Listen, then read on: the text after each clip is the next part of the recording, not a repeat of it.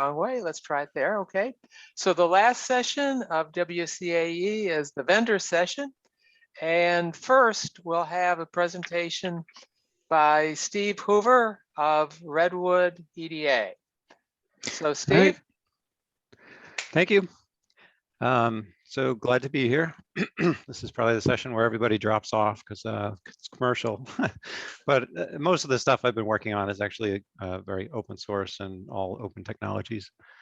So I think I'm going to just not bother going full screen because I'm going to jump around a lot with online demos and such. Oh, I'm not screen sharing, sorry. I think that's this.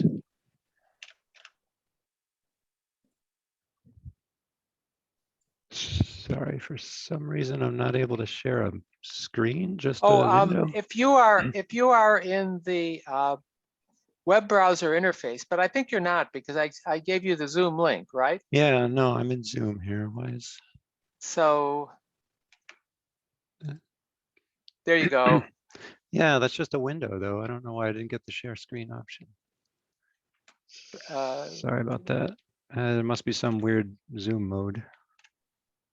All right. Well, I guess everything I need is in this this window, so this will be fine. You should still be able to do slideshow and then start the show, and it should look just like normal. Basic. Unless you got to see your speaker notes. Well, anyway, this will work.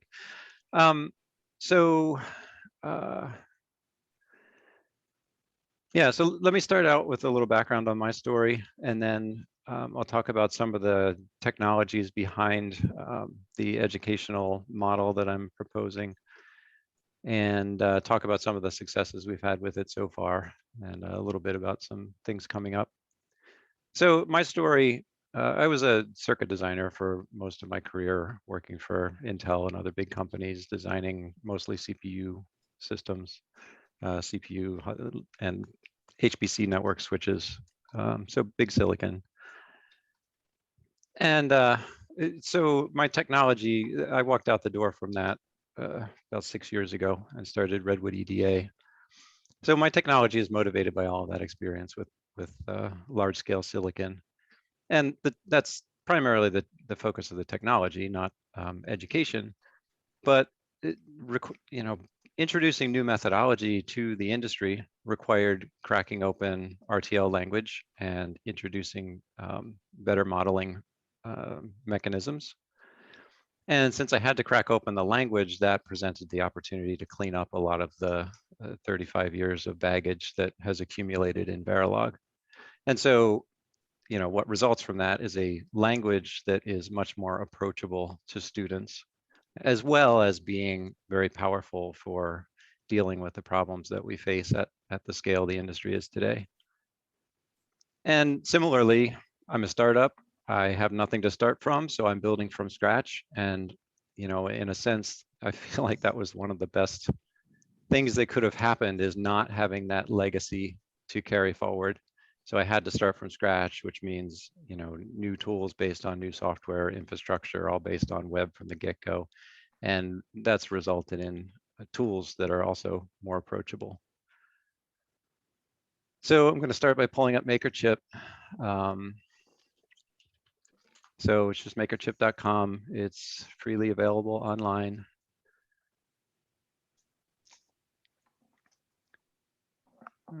Sorry. So this is an IDE environment, and this is extremely strange.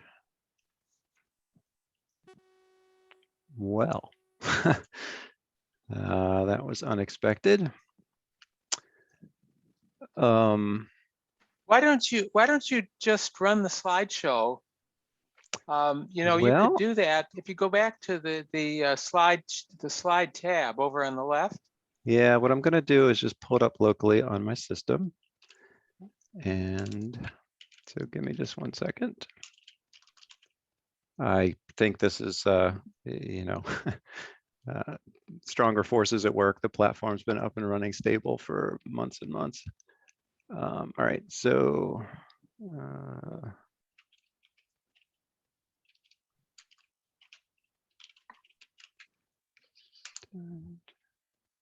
Okay.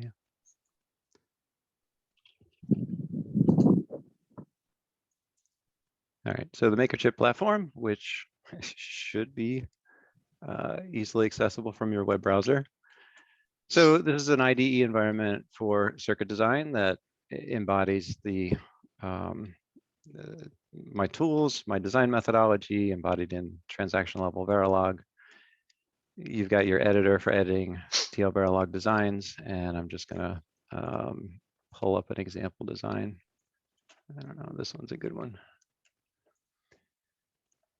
So this is a pipelined implementation of a multiplier on FPGA. This is a wide multiplier that's wider than the width of the underlying multiply units. So we get a block diagram here organized as a pipeline with pipeline stages. And so just kind of a general walkthrough of the platform, I guess.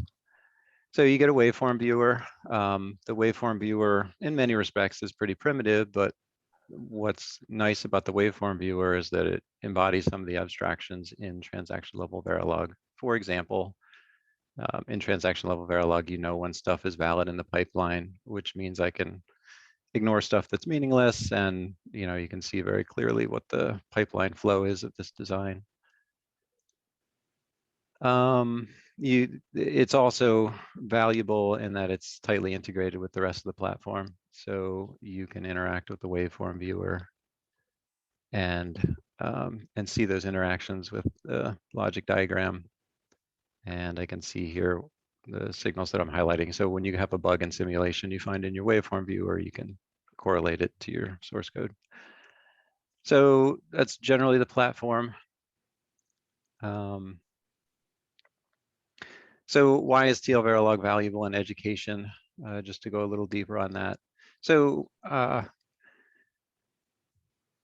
do hands-on circuit modeling in the classroom, your students need to learn Verilog or a similar design language. And focusing on Verilog in particular, since Verilog is sort of the most common language in the industry. Verilog's got a lot of baggage. I won't go through the whole list, but this has nothing to do with circuit design. And TL Verilog, the constructs are directly expressing your circuit, as opposed to, in the case of Verilog, event-based simulation of your circuit behavior. The constructs in TL Verilog, on the other hand, are exactly the things that you want to teach in the classroom. So as you're teaching concepts, you're teaching constructs, it's essentially one and the same. You start with combinational logic, then introduce sequential logic, and introduce state, introduce pipelines, transactions, and you can work through all these concepts much faster because of the direct correlation with the language. And this one, this is just something that annoys me that I even have to dedicate a slide to it. But I hear all the time, yeah, we love TL Verilog, we love your tools, they're easy and approachable and all that, but we need to teach our students what the industry is asking for, and the industry is asking for Verilog experience. And first of all, you want to teach students the concept. So even if you feel like they need to leave with an understanding of Verilog, teach them the concepts and then teach them how to apply the concepts in Verilog to be industry ready if that's what you feel is necessary. Big EDA is looking around now.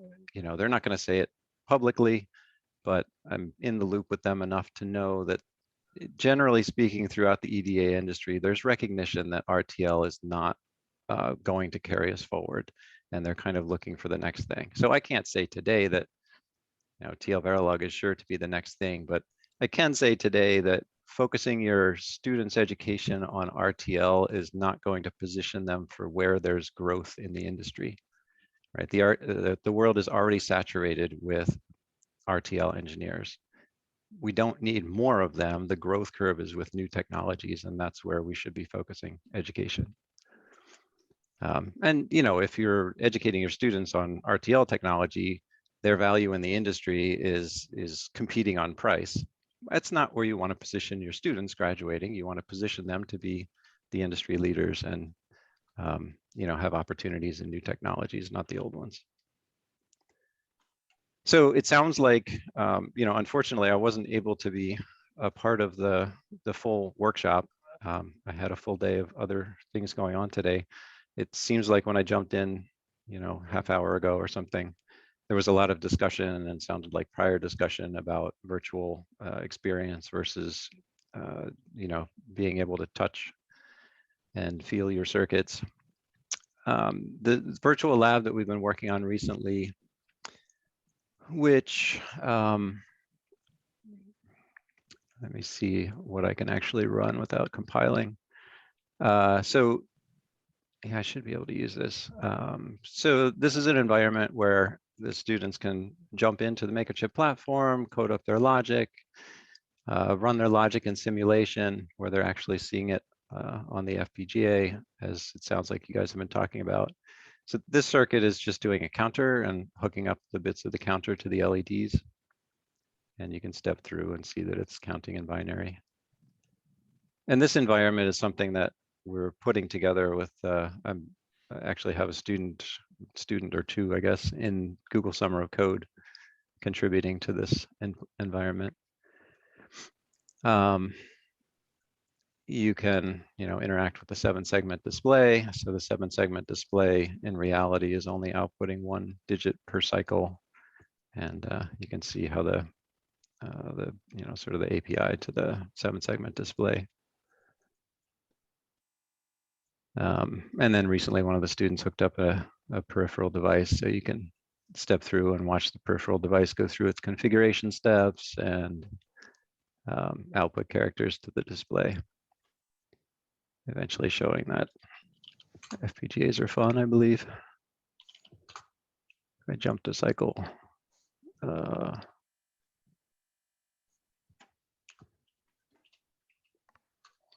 Okay.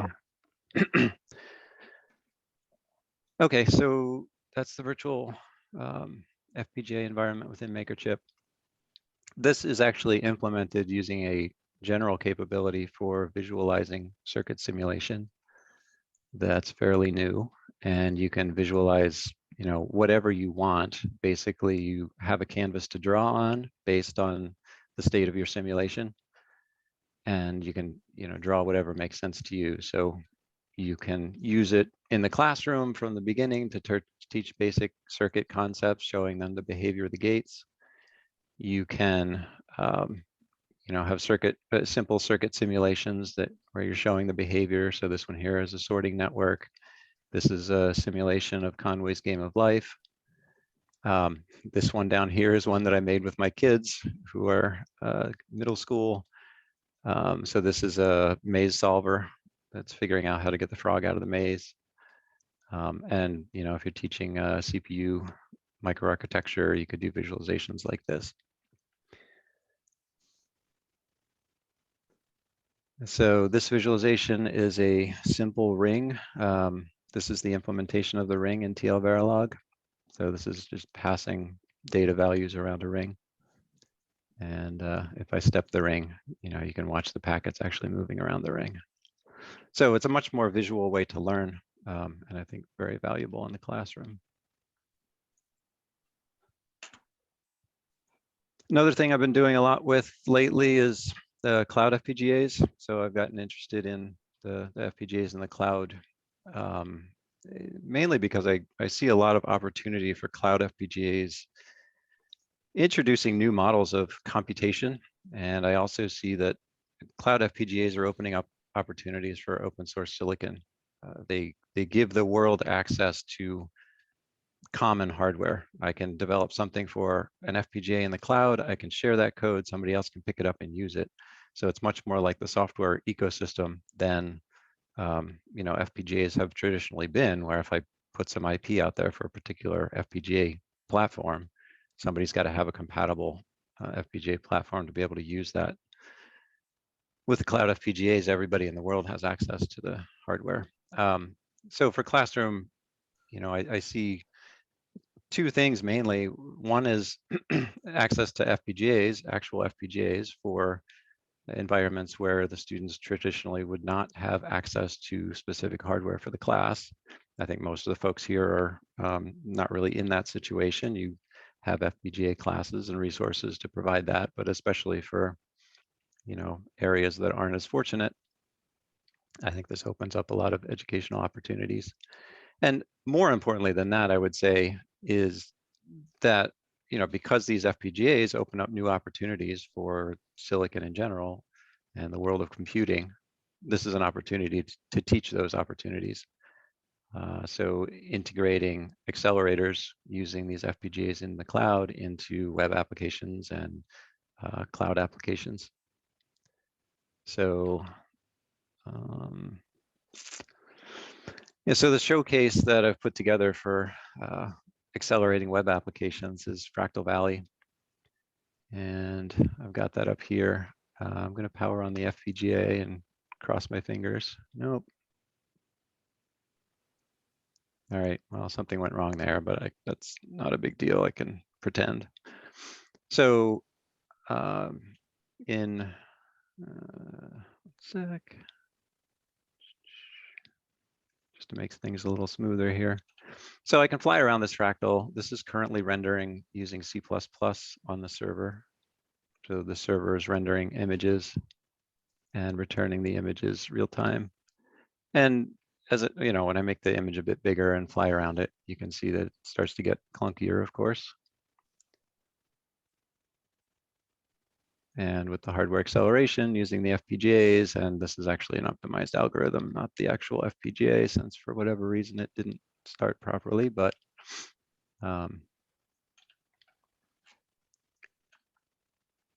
it's still slow for some reason. Huh. Well, I haven't actually gone to fractalvalley.net in a while.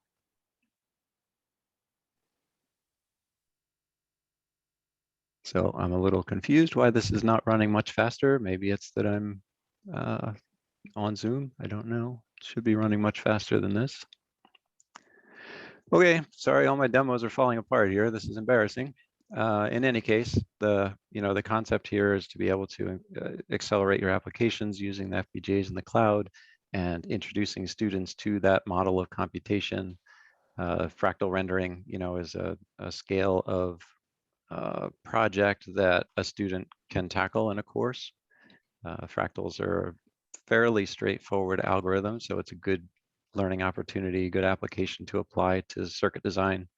And then they can take that circuit design and learn about this model of computation of accelerating web applications. Good opportunity for sort of cross-pollination and education between web development, software development, hardware acceleration, which is where there's, I think there's a lot of opportunity in the industry at the crossover of software and hardware. So on to some, our experience using these technologies in the classroom. So I've partnered up with a guy in India named Kunal Ghosh, who does a whole bunch of training on especially physical implementation.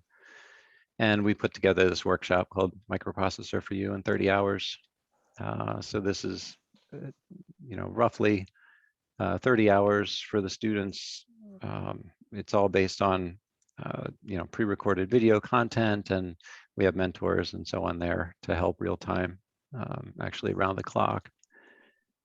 And the students are, learning from these videos. They're starting from basic principles. Many of the students have no experience with logic design. We start them with logic gates and go all the way through pipeline CPU microarchitecture, and they implement their CPU core on this platform. And more or less, depending on the background of the students, it takes them about 30 hours to do the hardware design.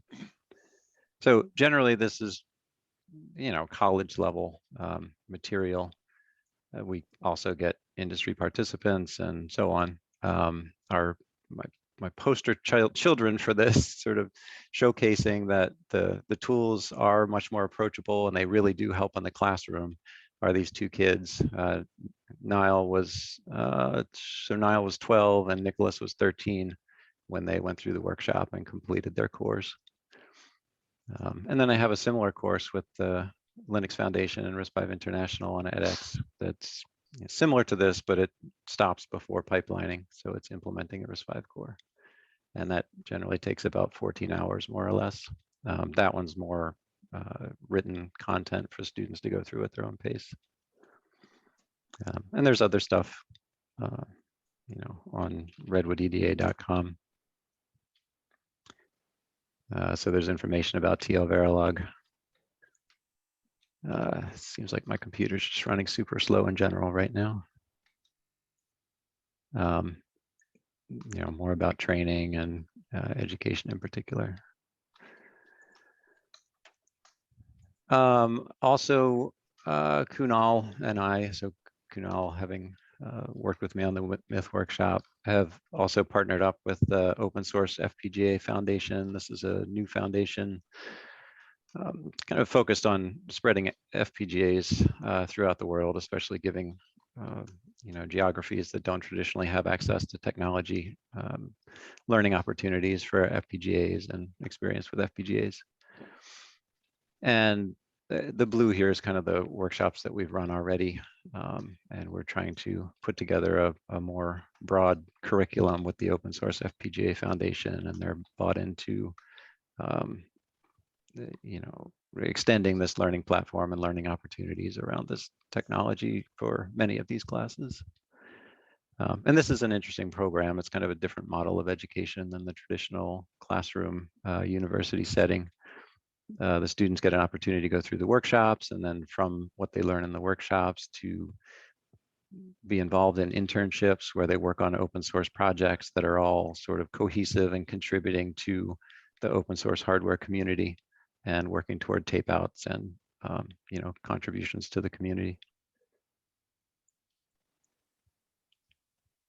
One project in particular that's going on this summer that I think is interesting fuel for thought. It's sort of experimental. We're exploring the possible benefits, including educational benefits, of enabling block-based circuit design that's essentially embodying the constructs in TL Verilog in a point-and-click kind of fashion. So, obviously this looks much more geared toward younger students, and I think it's got that benefit. I think there's potential benefits for this sort of design style in industry as well, but it certainly has the look and feel of younger classrooms, middle school and high school. I know my own kids spend a lot of time on Scratch, MIT's Scratch platform, where they're doing block-based software design, and we're trying to bring that to hardware design. So I think it'll be interesting to see how this takes shape, and interesting for me to kind of learn what the potential is for this sort of modeling interface. So just wrapping it up, for me, life's been a lot of fun since I left Intel. I think we can very easily teach students twice as much in half the time.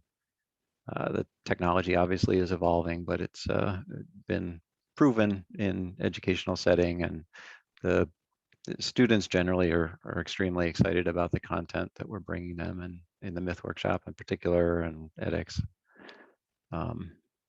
So right now, all of that course content is Creative Commons based on RISC-V, and I'm always looking for collaborators to help put other content together. And I'll open it up to questions.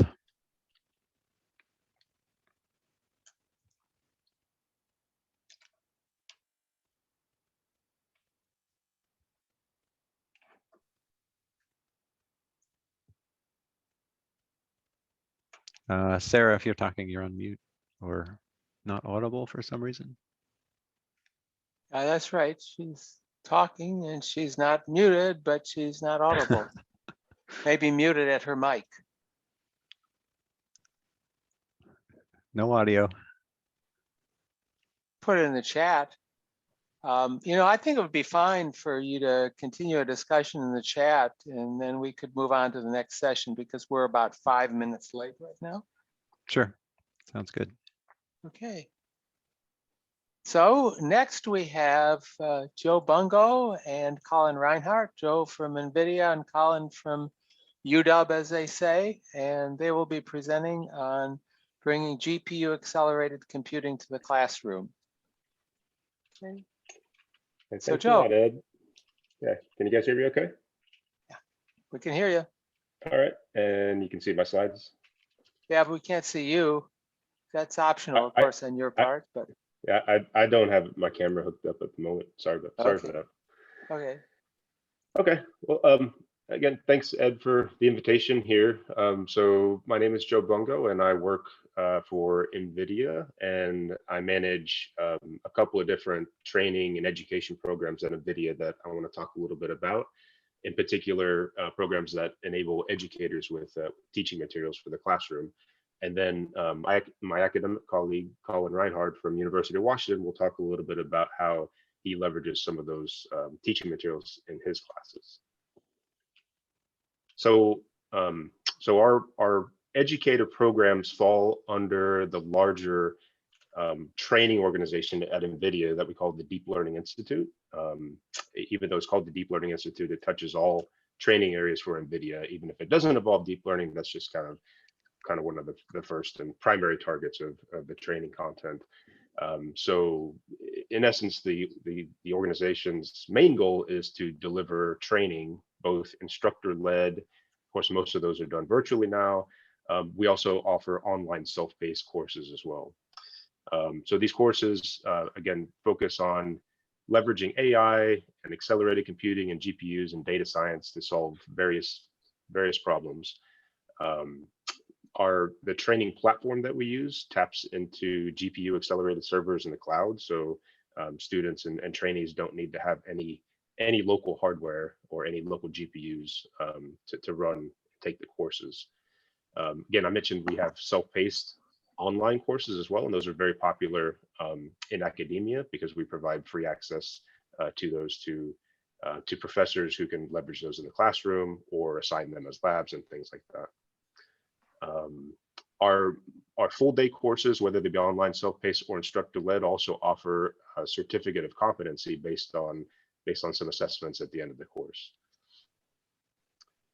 And the topics of the courses kind of vary, and they vary from fundamentals also to more advanced and domain-specific areas. For example, intelligent video analytics or robotics, autonomous vehicles.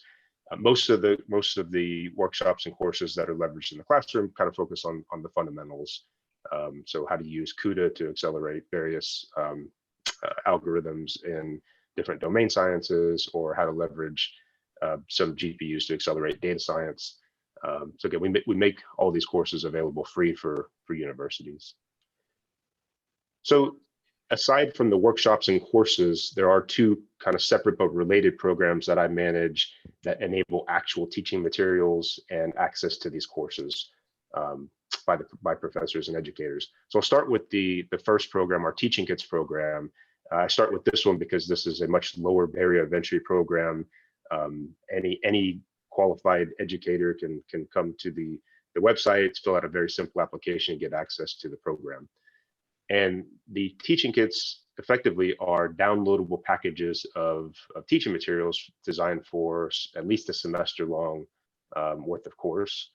And so these include very standard content types like lecture slides, lecture videos, hands-on programming assignments and sample solutions, Q&A type of problem sets. Some of the teaching kits have associated electronic textbook.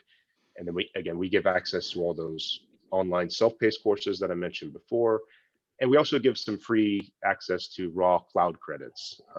So they can actually leverage some of the labs in the teaching kits without, again, needing some hardware access to local clusters.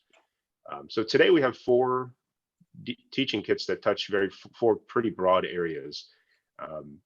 One for accelerated computing, and that's mostly focuses on, again, how to leverage CUDA to accelerate various algorithms.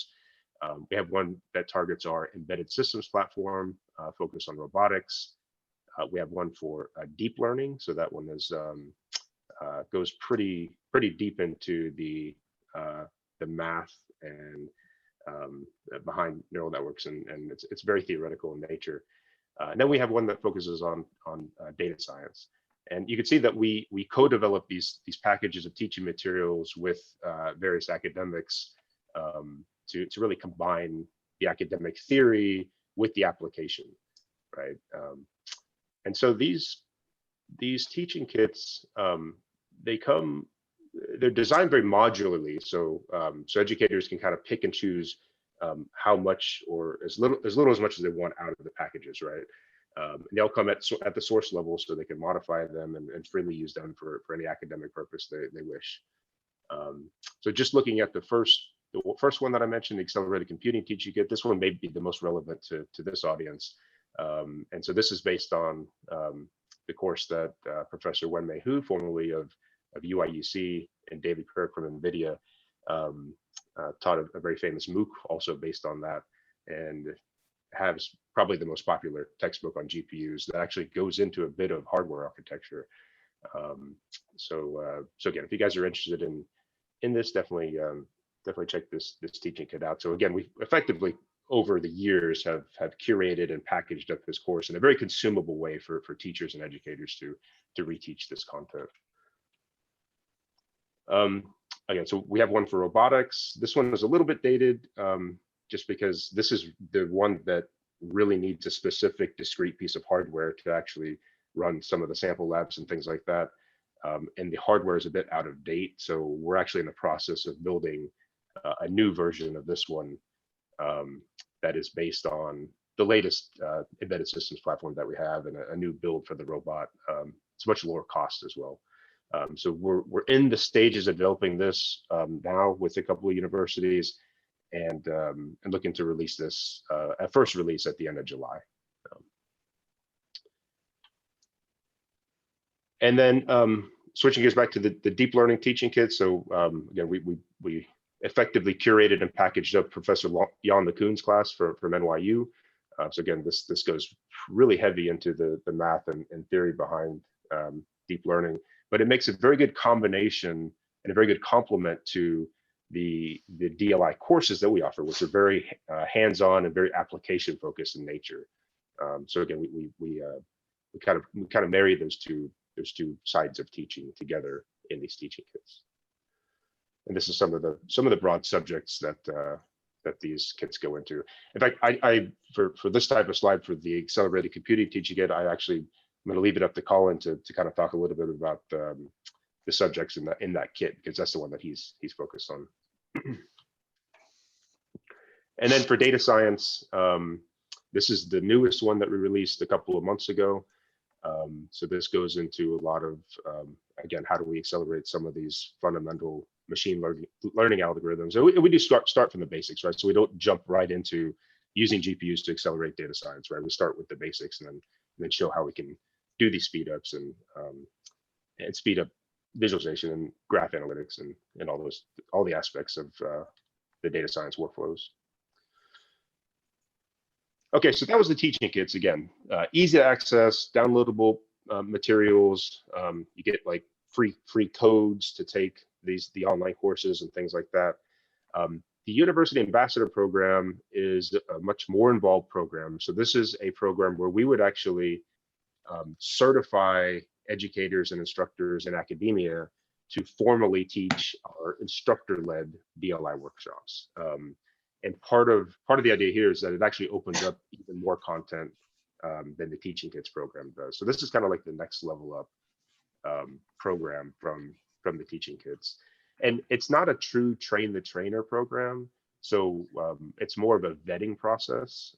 So you know, candidates would apply, they would take whichever courses they want to get certified to teach online, take some instructor assessments, some platform training, and then actually interview a short interview with one of our master instructors to cover some of the technical aspects, maybe outside of the course, again, just to kind of vet the qualifications and experience. And then from there, the ambassador is technically a certified instructor from NVIDIA, and that can mean a lot of different things to different people. But you know, most of the motivation that we see for educators wanting to go through this process is access to the quality content, first and foremost. Others do see it as a career building opportunity as well. But again, there's a lot of different benefits to the program, in addition to free access to all the content and the training and the compute. We do other things like offset expenses for instructor-led workshops, whether it be catering or travel expenses. If someone wants to actually take this content to a workshop, for example, whenever we go back to in-person workshops and conferences. Yeah, so we see the value for different people and motivations different also. And compared to the teaching kits, we have probably 7,000 qualified educators in that program. Probably half to 3/4 are actually actively using some of that content in the classroom. Ambassador program again is a little more tighter focus and more of a it's a more involved program. So we probably have 300 or so ambassadors today across about 250 universities. But both programs are growing. So with that, I'm going to turn it over to Colin Reinhard, and he's going to talk a little bit about how he uses some of this content and a little bit about himself and his classes at UW. Everybody, can you hear me okay? Yep. Okay, great. So yeah, I'm a assistant affiliate professor at the University of Washington in Seattle in the newly renamed Electrical and Computer Engineering Department. We used to just be the EE, but recently changed the name to ECE. So, and I think that's actually really good for what I do, because my work kind of sits there right on the threshold between hardware and software programming down at the low levels. I'm not actually a hardware guy, but I know more than enough to be dangerous. Let's put it that way.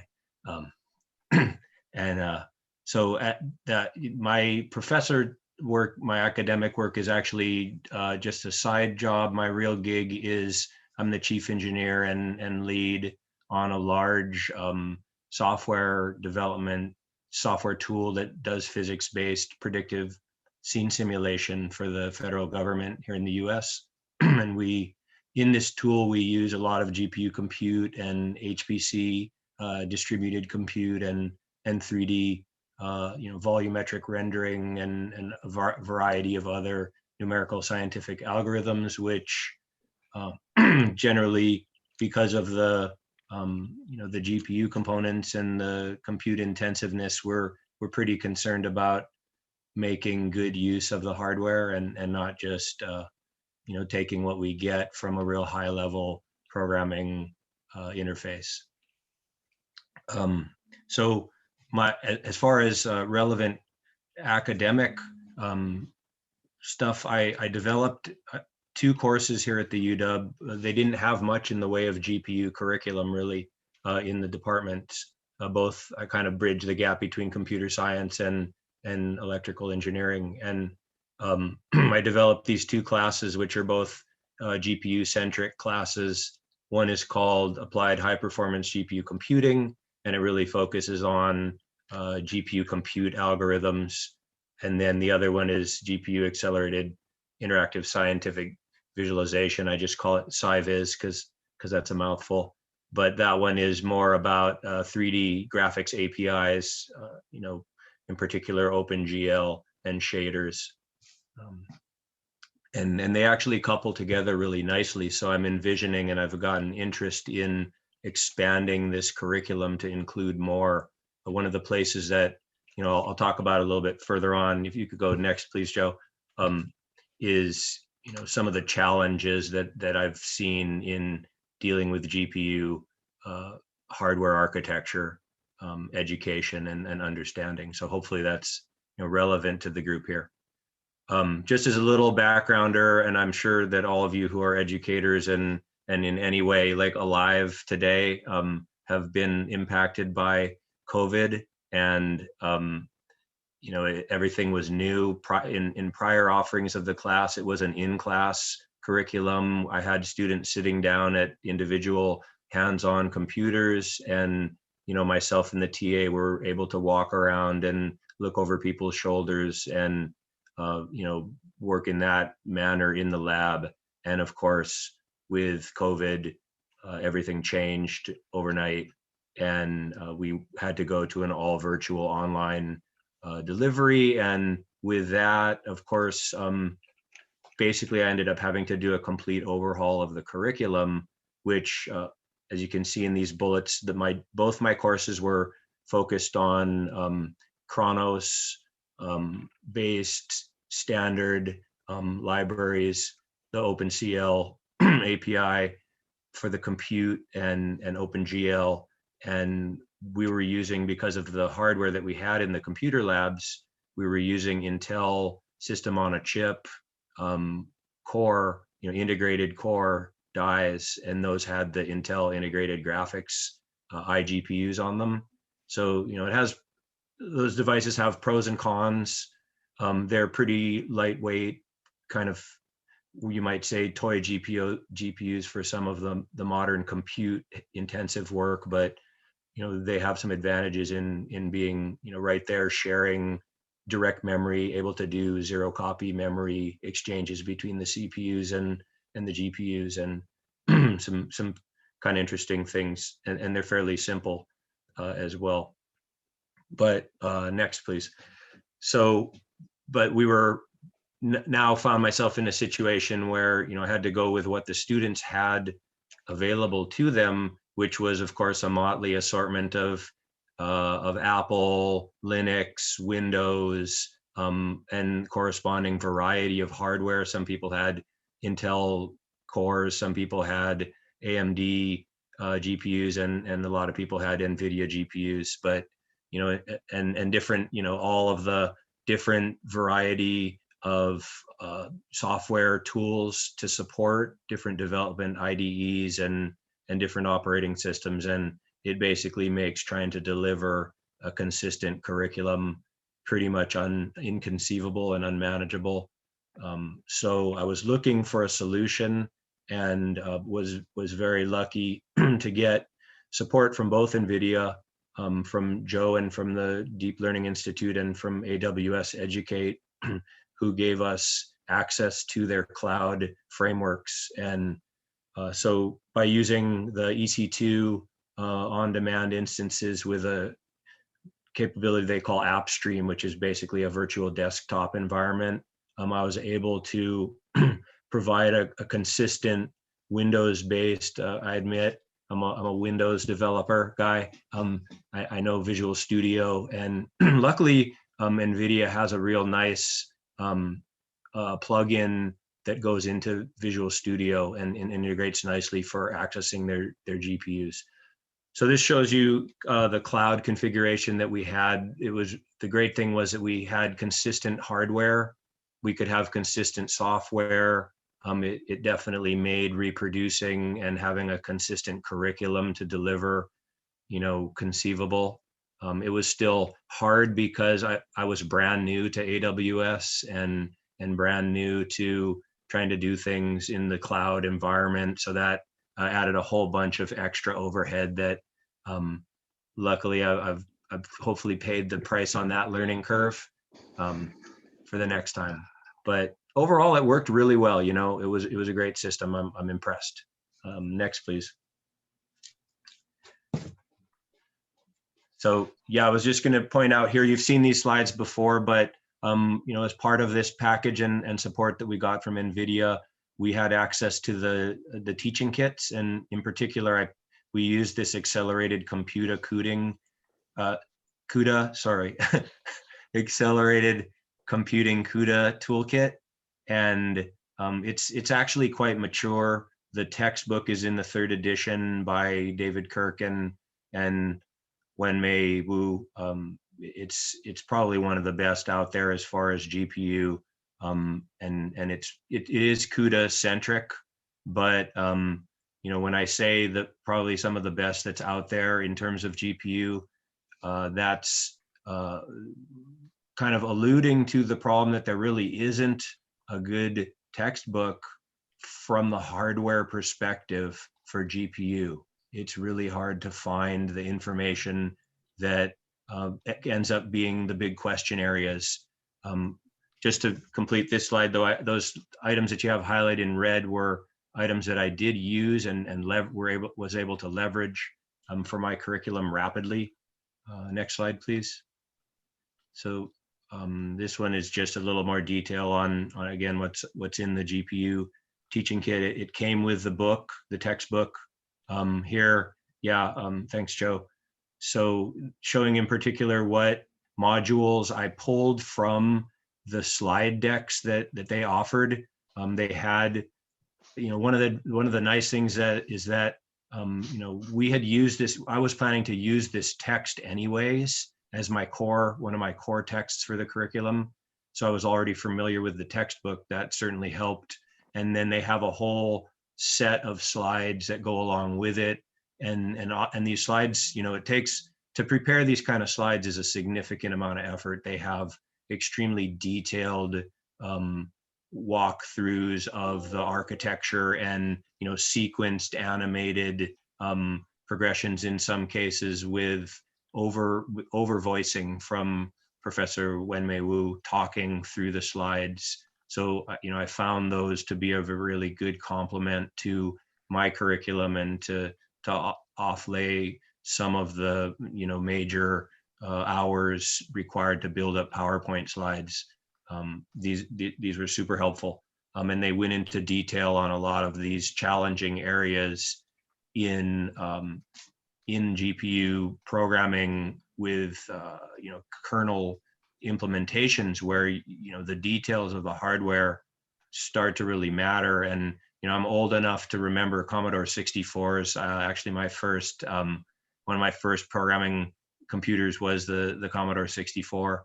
And back then, of course, for those of you who don't, hopefully all you guys are aware of what that is, but 64 was 64 kilobytes of memory. And that was a selling point back then.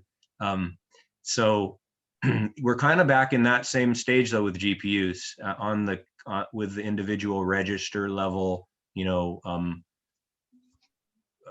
need to care about, you know, on the order of kilobytes of register space. And, you know, I'm sure that those of you guys are all hardware guys. This is preaching to the choir.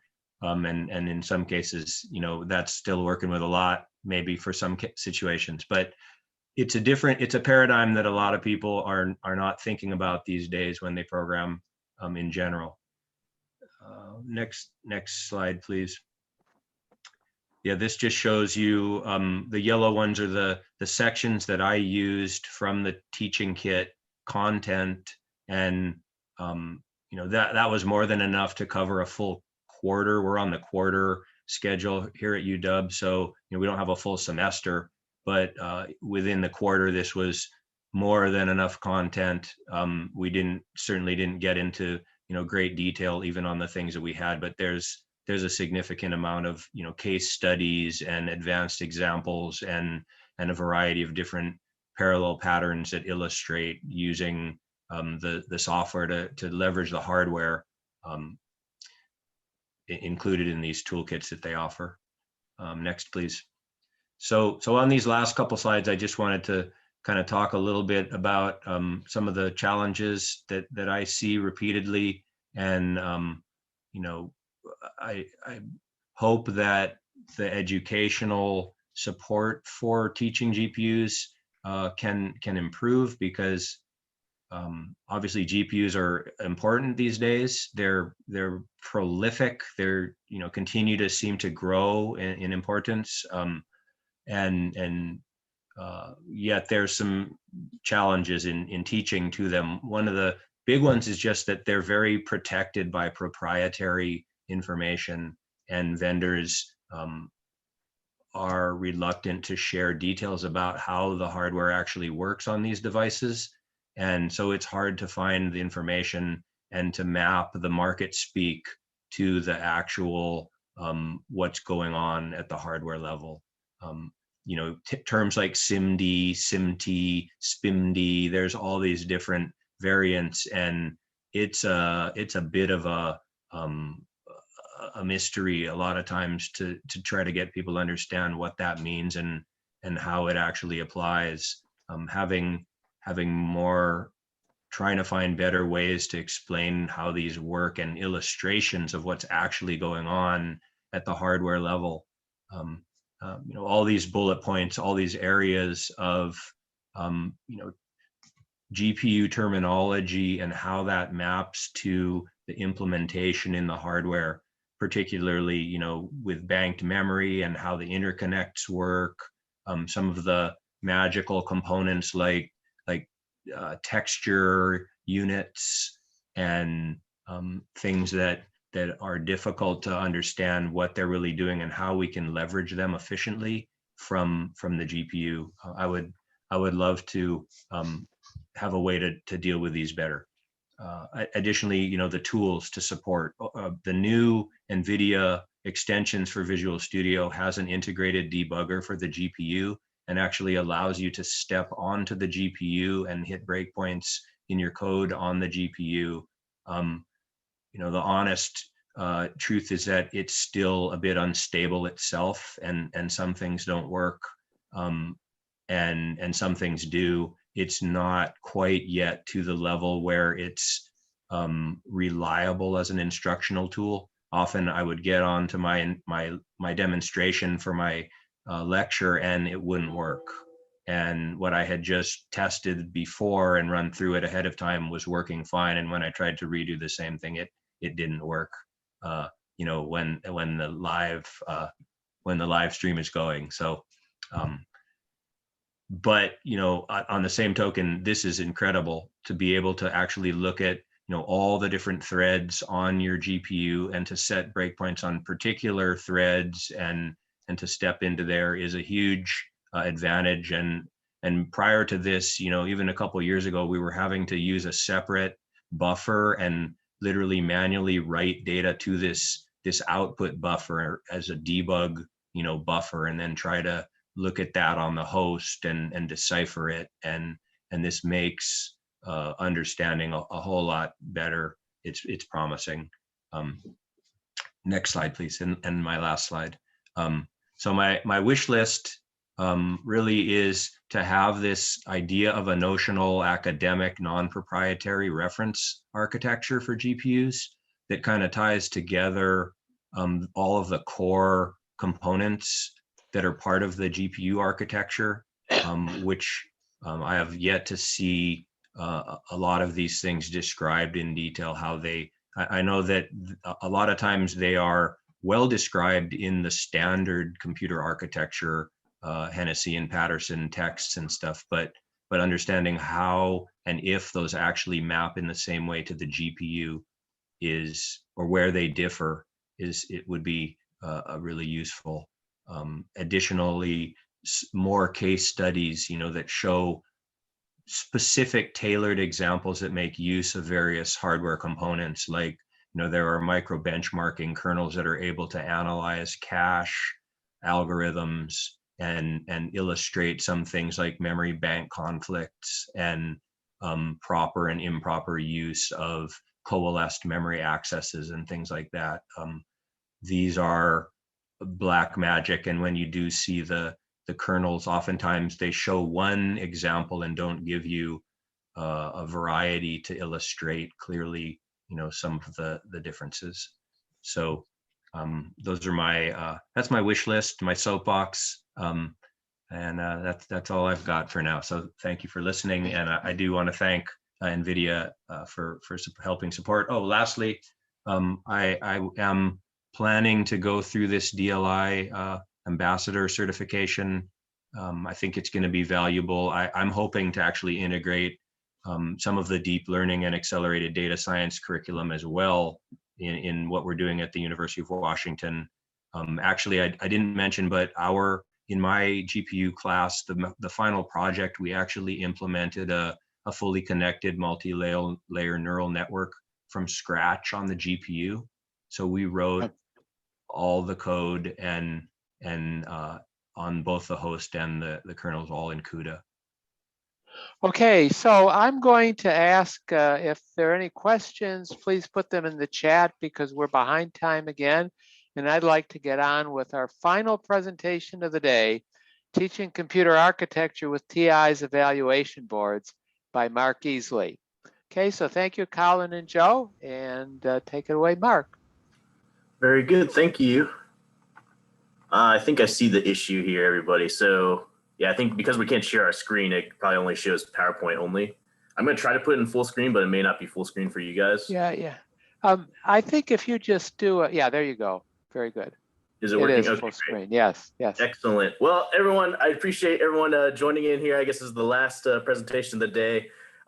Luckily, I think we picked the perfect closer because I'm ready to talk for 30 minutes and I'm ready to talk for 5 minutes. So I think we'll be fine on time as far as this goes. At TI, we've got a pretty basic pitch as far as it comes to computer architecture courses. So it's really the question of, do you want hands-on in the classroom or do you not? And I'm going to show you the hands-on options that we have. And if that's something that's interesting you, I'm happy to follow up with you after the conference over email and dig into it further. But basically just want to give you that high level view there. So TI, I'm sure everyone's familiar, semiconductor company. Like I said, if I had the full time, I would go through some of these interesting details. We've been around for a long time, over 90 years. So a lot of innovations along the way, microcontrollers, DSPs. I'm sure everyone's very familiar with these things. Here's the big selling points though, like Spark notes I put in the front of the slide so we can tackle these quickly. So basically the use of these low cost development boards is, it's easier than ever if you wanted to do hands-on with compute. The big question is, do you want to or not? You know, sometimes we can get away with virtual tools. Sometimes we can get away with the existing lab tools we have. Sometimes we can be fine with theory.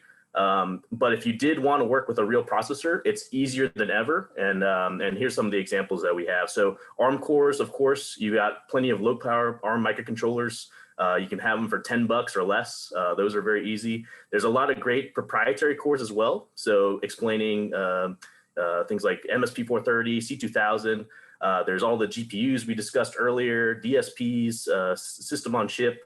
ARM is going to be continually dominating the market. So if we are going to go hands-on, I would gravitate and recommend toward ARM architecture, just because that is where everything is and is continuing to go. RISC-V, I don't have a comment on that. I just know that us as an ARM licensee, we're not looking at RISC-V, just to throw that out there. So 8-bit, 16-bit, 32-bit, what do you teach, right? 8-bit is increasingly less relevant in the market as 32-bit just is gaining share like crazy. Again, this is just the transition from the old legacy technologies into now the more dominant ARM technologies. 16-bit still has a great place as a low power architecture. So our MSP430 line that we've sold for decades, still a very high seller, really great low power capabilities among our customers. So there is a place, I think, for 16-bit still to come, but you're going to see that 8-bit market, as huge as it is going to migrate over time to 32-bit. And then, of course, in 64-bit, you've got, of course, your students' laptops. You can run all the simulations and everything you need to do directly from their computer. So from a convenience perspective, absolutely, that's usually the one we like to gravitate toward. Use of a specific processor can be potentially easier for students to grasp over maybe an FPGA based lab experience or just plain theory. So getting their hands on with a real processor where they can actually look at a data sheet and look at how the inner workings of the architecture is actually working could be a way to get to students a little bit more connecting the dots. So, you know, you can't just pick any processor, right? You got to pick something that's got the teaching materials that will be appropriate for you. So something with a lot of textbook collateral, teaching collateral. And from the TI portfolio specifically, I would call out these architectures. So the MSP430, it's been around since 1992. It's a super popular 16-bit chip, one of the kings of 16-bit, I would say. And there's a ton of materials available for it. So if you are teaching a class and you need that material, MSP430 is a fantastic architecture that's 16-bit, hopefully a little bit easier for the students to grasp. And you can, again, get hands-on with it for very, very low dollar amounts. MSP432 is our ARM Cortex-M4 option. This one's also super popular, also tons of textbook stuff, a bunch of collateral from TI that you can utilize in teaching. So if you need an ARM option, this is a good one. C2000, if you guys have been around for a while, you know the DSP portfolio goes back all the way for many years. The TMS320, this is a DSP style microcontroller that, again, very low cost to get started with and tons of materials available to learn about the architecture. And then if we're going out of microcontrollers and into microprocessors, Our other popular board is called the BeagleBone, and this is a single board computer. Been around for a long time as well, basically around the same time as when Raspberry Pi started. And this is using an ARM Cortex-A8. So it's an ARM Cortex-A, but it's an earlier version. So it's, again, another architecture that students could dive into potentially. So we all know, simple is better than complicated when we're doing educational stuff. So the latest on the market, the most fancy GPUs, everything that may not be something that the students are going to be able to pick up easy, and for you as an educator to teach effectively. So using stuff that's tried and true, that's been around for a while, that has all this momentum built up around it, may be a good argument for potentially using that stuff with hands-on hardware. And then also another thing I've noticed that's been very effective is students seem to learn by video much more effectively these days. In the old days, of course, we'd say, okay, here's your MSP 430 data sheet, have fun, right? But nowadays, really, students are not taking the time to absorb all that information, sitting down and getting, the bit by bit that they need for their particular architecture they're working on. So having a good plethora of video examples that'll help explain that and help the students absorb that information quickly, that can be super helpful. And like I said, for these TI architectures that we have, the 430, the 432, we have a lot of that material available through our online training and all that stuff. So very high level, again, what kind of hands-on experience do you need? Is it microcontroller, which is going to be your most low-cost option if you're going to get hands-on? Or is it going to be microprocessor, like these single board computers, the BeagleBones, the Raspis, et cetera? And then again, what's the trade-offs of those? Obviously, with the single board computer, microprocessor, it's a much more complicated device. So there might be a lot more things you have to explain away, or black box, or whatever you need to do to get through the course. With a microcontroller, much more simpler architecture, so you're able to actually go deeper into explaining how things are happening, et cetera. So that's basically the choice there. Again, it's all based on what you're teaching and what's relevant for the materials that you need for your course requirements.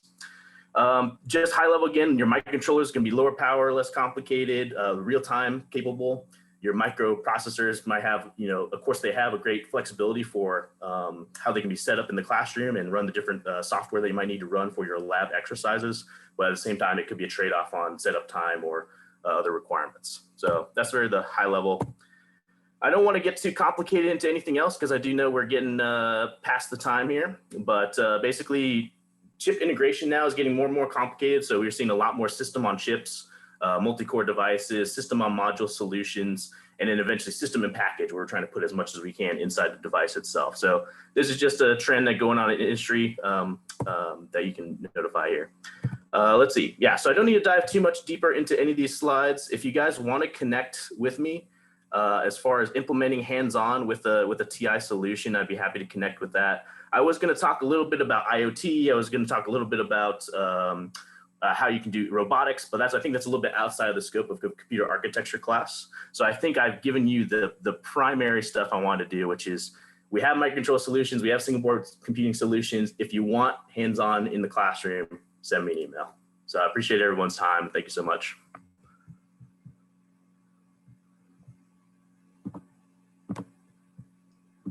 Okay, thank you, Mark. And then that's it for today. So we had, I think, a great workshop today.